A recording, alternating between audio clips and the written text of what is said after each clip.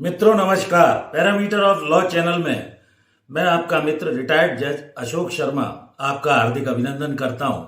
आज मैं service law से रिलेटेड एक बहुत ही महत्वपूर्ण मैटर जिसमें काल्पनिक लाभ या नोशनल जो बेनिफिट होते हैं वो क्या होते हैं बताने जा रहा हूं। वीडियो महत्वपूर्ण है। बहुत सारी प्राइवेट इंडस्ट्रीज में, सरकारी विभाग में लोग नौकरी करते हैं। नौकरी में किसी कारण से उनके द्वारा कोई दुराचरण कर दिया गया, कोई और कारण हो गया, सेवा से बाहर कर दिए गए, तो ये नोशनल बेनिफिट कोर्ट्स के द्वारा बाद में जब वो केस लगाते हैं कई बार दिलाया जाता है। ये काल्पनिक लाभ क्या होता है? जब व्यक्ति सेवा में नहीं होता है, सेवा से निकाल दिया गया है, एक्चुअल मॉनिटरी बेनिफिट से ये अलग होता है, क्योंकि यदि कार्य करता है तो उस हिसाब से उसे अलाउंसेस, भत्ते वगैरह मिलते। तो काल्पनिक लाभों का वो व्यक्ति या कर्मचारी अधिकारी होगा कि नहीं केस लगाने के बाद में। प्रत्यक्ष में वह व्यक्ति चूंकि सेवा में नहीं था, आउट ऑफ सर्विस था, सेवा से बाहर था, तो सेवा से बाहर रहने की अवधि में किन लाभों को उसको दिलाया जाएगा, ये कानूनी बातें हैं जो केयरफुली आप समझिए। वीडियो महत्वपूर्ण है, शुरू से अंत तक देखिए।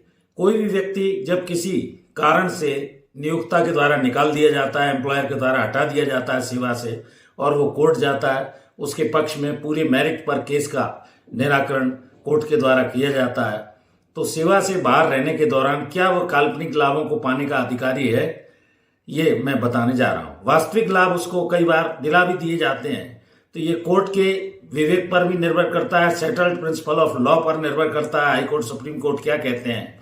रीइंस्टेटमेंट होने की तारीख के समय उसका जब आदेश होता है तो कई बार ब्रेक इन सर्विस माना जाता है, ऐसा भी लिख दिया जाता है। जब वो ब्रेक इन सर्विस माना जाएगा तो उस पीरियड का वो किसी भी तरह का नोशनल बेनिफिट भी पाने का अधिकारी नहीं होता है।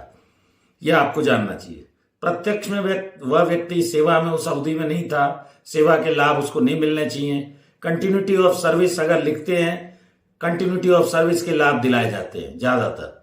जिस पीरियड में वो सेवा से बाहर था, नो वर्क नो पे का प्रिंसिपल भी कई बार एप्लीकेबल होता है। तो कानून ये कहता है कि जैसे इंक्रीमेंट है, पे फिक्सेशन है, स्पष्ट जैसा आदेश होगा उसके अनुसार उसको देखा जाएगा।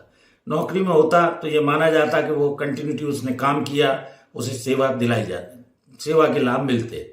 नो वर्क नो पे में जब काम ही नहीं किया तो पैसा कैसा। लेकिन कई बार इसके कुछ एक्सेप्शन भी होते हैं जो आपको जानने चाहिए। सुप्रीम कोर्ट का इस मामले में एक फैसला chief regional manager versus Sirajuddin का था, जिसमें उसका ट्रांसफर इलाहाबाद से टाइपिस्ट था किया गया जौनपुर। वो गया नहीं, ज्वाइन नहीं हुआ, एम्प्लॉयर ने एब्सेंट मानकर सेवा से निकाल दिया। वो इलाहाबाद हाई कोर्ट तक मैटर गया। इलाहाबाद हाई कोर्ट ने ऑर्डर पास किया, एरियर्स ऑफ सैलरी उसे दिलाए। इंश्योरेंस कंपनी सुप्रीम कोर्ट गई, तो सुप्रीम कोर्ट ने कहा वो चूंकि सुपर एन्यूएट हो चुका था, अर्थात रिटायर हो चुका था, उसे कोई बेनिफिट सेवा में रहने का नहीं दिलाया। इसी तरह एक शोभाराम वर्सेस दूसरा केस हरियाणा का था। इस मामले में बैक वेजेस वगैरह सैलरी दिलाई गई, नो वर्क नो पे नहीं मानते हुए।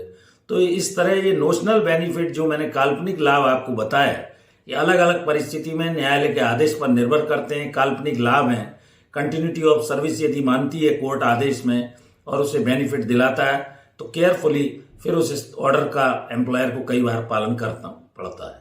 कोर्ट का आदेश महत्वपूर्ण होता है कि रीइंस्टेटमेंट के साथ साथ उन्होंने क्या कंडीशन लगाई है। फुल बैक वेजेस दिलाएं तो वेतन भी देना पड़ेगा, नहीं दिलाएं किस पीरियड में वो सेवा से बाहर था, कौन से अलाउंसेस उसे परमिसेबल है नहीं है, क्या आदेश स्पष्ट हुआ है, उस आधार पर ये नोशनल बेनिफिट मिलता है। तो ये सर्विस लॉ में नो वर्क नो पे का प्रिंसिपल भी महत्वपूर्ण होता है। काम नहीं तो भुगतान नहीं। ये वीडियो में मैंने संक्षेप में आपको बताया। जुड़े रहिए इस तरह की जानकारी के लिए पैरामीटर ऑफ लॉ चैनल से।